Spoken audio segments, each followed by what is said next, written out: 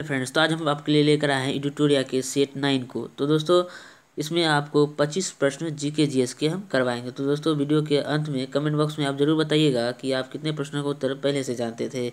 और हाँ फ्रेंड्स, अगर हमारी वीडियो आपको अच्छी लगे तो वीडियो को लाइक, कमेंट और शेयर जरूर कीजिएगा। अगर आप हमारे चैनल पर नए हैं तो हमारे चैनल को सब्सक्राइब जरूर कर लीजिए। तो दोस्तों, बढ़ते हैं प्रश्नों की ओर। हमारा पहला प्रश्न है, वैदिक काल में गार्गी, मैत्रेयी और कपिला का घर कहाँ था? तो दोस्तों, इसका जो आंसर हो जाएगा डी हो जाएगा, मिथिला में था, जो कि आज वर्तमान में बिहार में है। दोस्तों, गार्गी, मैत्रेयी और कपिला एक महान दार्शनिक थी, वैदिक काल की एक महान दार्शनिक थी।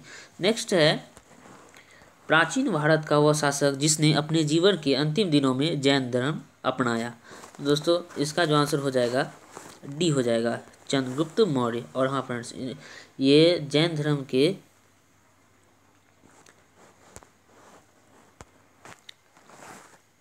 अनुयायी थे। और हाँ फ्रेंड्स, समुद्रगुप्त भागवत धर्म और प्रेषणजीत और अशोक दोनों बौद्ध धर्म के अनुयायी थे। नेक्स्ट है, निम्नलिखित में से किस शिल्प कौशल का अभ्यास आर्यों द्वारा ऋग्वैदिक काल में नहीं किया गया था?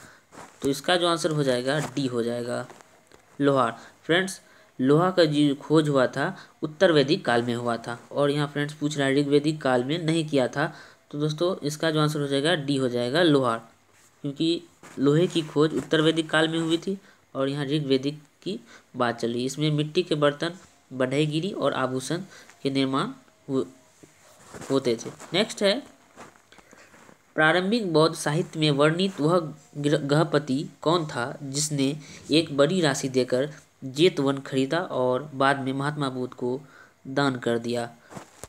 फ्रेंड्स, गृहपति को यानी गृहस्वामी को कहा जाता था।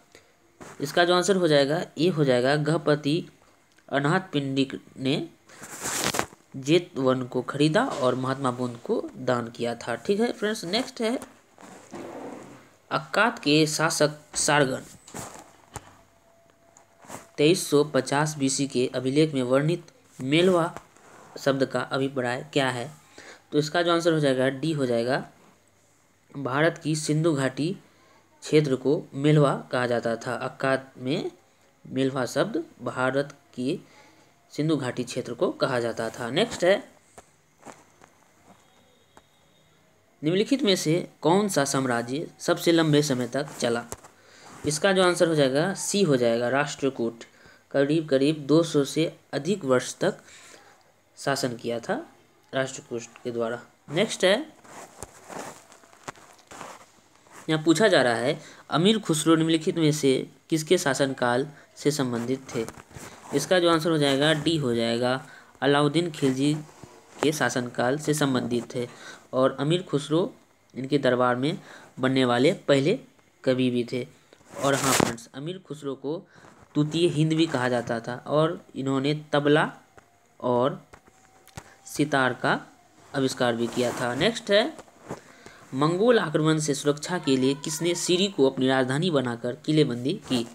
इसका जो आंसर हो जाएगा सी, अलाउद्दीन खिलजी ने मंगोल आक्रमण से सुरक्षा के लिए सिरी को अपनी राजधानी बनाई और साथ ही उसकी किलेबंदी भी करवाई थी। नेक्स्ट है, जिस प्रकार ये लोग पैसा इकट्ठा करते हैं और जिस प्रकार उसे खर्च करते थे, उसे देखकर किसी भी मनुष्य का मन दहल जाएगा। ईस्ट इंडिया कंपनी के कर्मचारियों के बारे में यह कथन किसका है? इसका जो आंसर हो जाएगा बी हो जाएगा, लॉर्ड मैकाले का ये कथन है। फ्रेंड्स, ये कथन लॉर्ड मैकाले का है। नेक्स्ट है, भारत में मोहम्मद गौरी को पहली बार किस शासक ने पराजित किया? इसका जो आंसर हो जाएगा सी हो जाएगा, भीमद्वितीय के द्वारा किया गया था। 1178 से 79 के बीच यह युद्ध हुआ था। फ्रेंड्स, गुजरात के अहिंदवाड़ा में यह युद्ध लड़ा गया था, जिसमें भीमद्वितीय ने मोहम्मद गौरी को पराजित किया था और मोहम्मद गौरी की भारत में यह पहली पराजय थी। नेक्स्ट है, द्वितीय कर्नाटक युद्ध में फ्रांसीसी गवर्नर कौन था?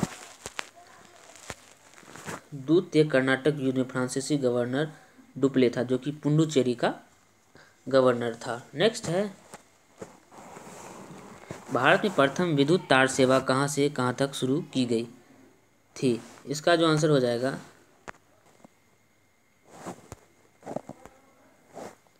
डी हो जाएगा। कलकत्ता से आगरा के बीच विद्युत तार सेवा शुरू किया गया था। यह डलहौजी के समय में किया गया था। 1852 में किया गया था। प्रथम विद्युत तार सेवा 1852 में शुरू किया गया था। नेक्स्ट है, यह पूछा जा रहा है 1857 के विद्रोह की असफलता के बाद मुगल बादशाह बहादुर शाह द्वितीय को कहाँ व किसने गिरफ्तार किया। फ्रेंड्स, बहादुर शाह जफर का मतलब यानी बहादुर शाह द्वितीय को हुमायूं की कब्र के पास लेफ्टिनेंट हडसन ने गिरफ्तार किया था। कहाँ पर? हुमायूं की कब्र के पास लेफ्टिनेंट हडसन ने गिरफ्तार किया था। और हाँ फ्रेंड्स, उसके बाद गिरफ्तार करने के बाद उन्हें म्यांमार के रंगून जेल में भेज दिया गया, जहाँ उनकी मृत्यु 1862 में होगी और उन्हें एक अज्ञात जगह में दफना दिया गया। नेक्स्ट है, किसके शासनकाल में सिविल सेवा में भर्ती के लिए परीक्षा की उम्र सीमा 21 वर्ष से घटाकर 19 वर्ष कर दिया गया। इसका जो आंसर हो जाएगा फ्रेंड्स बी हो जाएगा फ्रेंड्स। लॉर्ड लिटन के द्वारा 21 वर्ष से घटाकर 19 वर्ष कर दिया गया था। नेक्स्ट है, मुस्लिम लीग की स्थापना किसके द्वारा की गई। तो इसका जो आंसर हो जाएगा फ्रेंड्स ई हो जाएगा। सलीमुल्लाह और आगा खां के द्वारा मुस्लिम लीग की स्थापना की गई थी। ठीक है फ्रेंड्स। नेक्स्ट है, और हाँ फ्रेंड्स, साथ ही आगा खां और सलीम खां के द्वारा 1906 में इसकी स्थापना की गई थी। नेक्स्ट है, निम्नलिखित में से कौन सा पहला ब्रिटिश था जिसने भारतीय राष्ट्रीय कांग्रेस की अध्यक्षता की थी। इसका जो आंसर हो जाएगा फ्रेंड्स ये हो जाएगा। जॉर्ज यूल के द्वारा किया गया था। ये प्रथम गैर भारतीय थे जो राष्ट्रीय कांग्रेस के अध्यक्ष बने थे। नेक्स्ट है, सिख गुरु नानक का जन्म स्थान कौन सा था।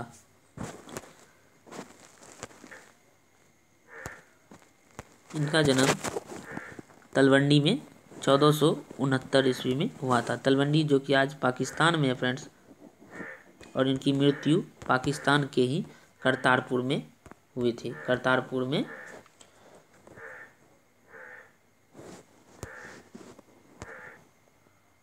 1539 में हुई थी। और हाँ फ्रेंड्स, उनके पिता का नाम कालू और उनकी माता का नाम त्रिपुता देवी था। नेक्स्ट है,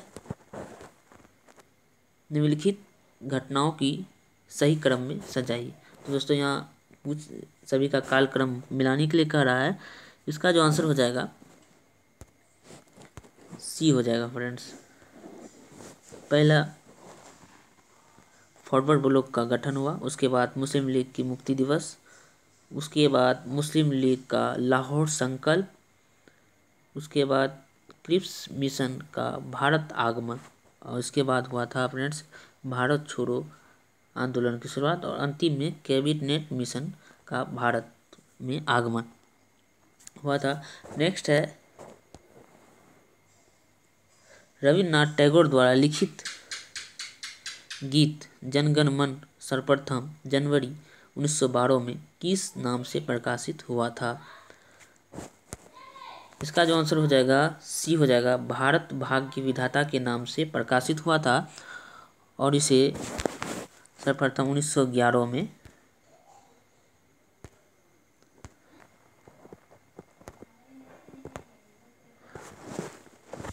कांग्रेस के कलकत्ता अधिवेशन में सर्वप्रथम गाया गया था, और यह जो है बांग्ला में लिखा गया था। नेक्स्ट है, सत्य शोधक समाज के संस्थापक कौन थे। तो फ्रेंड्स इसका जो आंसर हो जाएगा डी हो जाएगा फ्रेंड्स, ज्योतिबा फुले इसका सही आंसर हो जाएगा। सत्य शोधक समाज के संस्थापक ज्योतिबा फुले थे। नेक्स्ट है, ब्रिटिश साम्राज्यवाद के दौरान भारत का आर्थिक अफवाह का सिद्धांत किसने प्रस्तुत किया था। इसका जो आंसर हो जाएगा फ्रेंड्स बी हो जाएगा, दादा भाई नौरोजी ने प्रस्तुत किया था। नेक्स्ट है, भारतीय राष्ट्रीय कांग्रेस के किस अधिवेशन में सांप्रदायिक प्रतिनिधित्व की मांग को स्वीकार कर लिया गया? इसका जो आंसर हो जाएगा फ्रेंड्स बी हो जाएगा। 1916 के लखनऊ अधिवेशन में स्वीकार किया गया था। नेक्स्ट है मृच्छकटिकम की विषय वस्तु क्या है? इसका जो आंसर हो जाएगा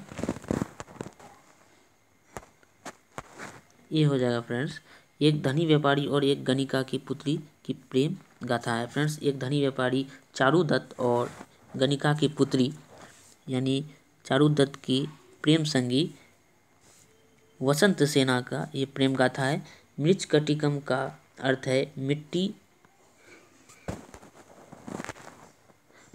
की गाड़ी। और हम फ्रेंड्स मृच्छकटिकम को शूद्रक के द्वारा संस्कृत भाषा में लिखा गया है। नेक्स्ट है जलियांवाला बाग हत्याकांड की जांच के लिए कांग्रेस की जांच समिति में निम्नलिखित में से कौन शामिल नहीं थे? इसका जो आंसर हो जाएगा फ्रेंड्स सी हो जाएगा, लोकमान्य गंगाधर तिलक नहीं थे। इसमें मदन मोहन मालवीय, मोतीलाल नेहरू और महात्मा गांधी ये तीनों शामिल थे। नेक्स्ट है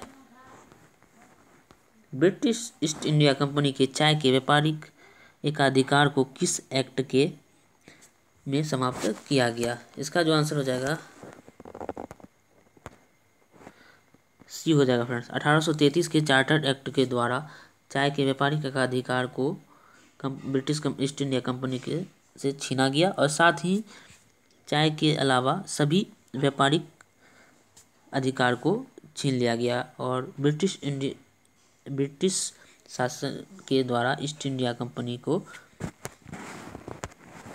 इन सभी चीज़ों से वंचित कर दिया गया और इसमें पूर्ण रूप से भारत में ब्रिटिश शासन का अधिकार हो गया। नेक्स्ट है ब्रिटिश भारत में वायसराय कैनिंग ने निम्नलिखित में से किस समूह लिए तूफान में तरंग रोधक शब्द का प्रयोग किया? फ्रेंड्स, ये प्रश्न का उत्तर आपको बताना है। ये हमारा अंतिम प्रश्न भी था।